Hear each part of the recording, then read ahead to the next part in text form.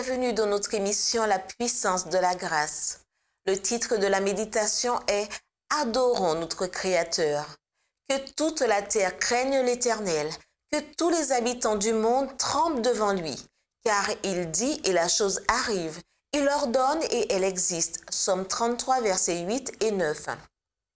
Les saints anges se sont indignés de la manière irrévérencieuse avec laquelle beaucoup ont employé le nom de Dieu, le grand Jéhovah. Les êtres célestes prononcent ce nom sacré avec la plus grande crainte et en se voilant la face. Pour eux, le nom du Christ est aussi sacré. La véritable révérence envers Dieu est inspirée par le sentiment de son infinie grandeur et la conscience de sa présence. Notre cœur devrait en être profondément pénétré.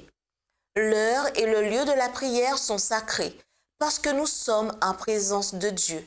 En manifestant de la révérence dans notre attitude et notre maintien, le sentiment qui inspire cette révérence gagne en profondeur. Son nom est saint et redoutable, déclare le psalmiste.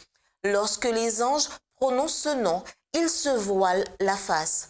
Avec quelle révérence ne devrions-nous pas donc, nous pécheurs, articuler ce nom?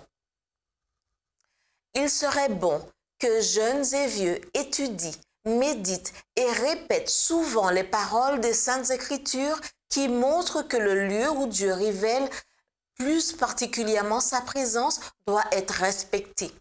Lorsque Moïse se trouvait près du buisson ardent, Dieu lui dit « Ôte tes souliers de tes pieds, car le lieu sur lequel tu te tiens est une terre sainte. » Exode 3, verset 5. Jacob, après sa vision à Béthel, s'écria « Certainement l'Éternel est en ce lieu, et moi je ne le savais pas.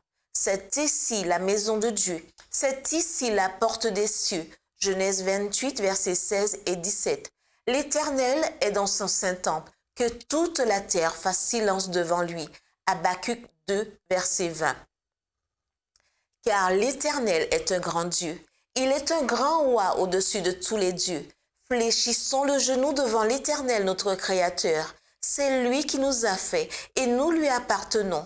Nous sommes son peuple et le troupeau de son pâturage. Entrez dans ses portes avec des louanges, dans ses parvis avec des cantiques. Célébrez-le, bénissez son nom.